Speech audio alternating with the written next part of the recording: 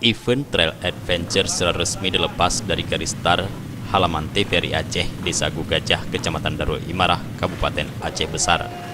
One Day Adventure yang digelar dalam rangka memperingati anniversary Paxco ke-11 digelar sebagai wadah untuk mempererat tali silaturahmi antar komunitas trail adventure di Aceh. Ketua Panitia Taufik dalam laporannya mengatakan, kegiatan One Day Adventure diikuti oleh 250 peserta dengan biaya registrasi sebesar 200.000 per rider. Untuk arena event kali ini, menurut Taufik, Paxco juga telah menyiapkan jalur yang lebih menantang, yakni trek Bukit Barisan Kabupaten Aceh Besar. Selain itu, Taufik juga mengungkapkan keseruan dari event Trail Adventure ini, selain karena jalur yang akan memuaskan para rider, juga ada hadiah yang disiapkan panitia.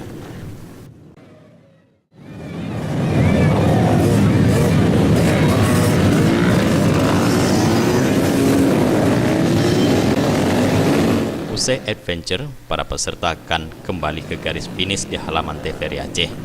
Di sini para peserta nantinya akan diundi door prize dengan hadiah berupa 1 unit sepeda motor, 2 unit sepeda gunung, 1 unit televisi, dan bermacam hadiah menarik lainnya.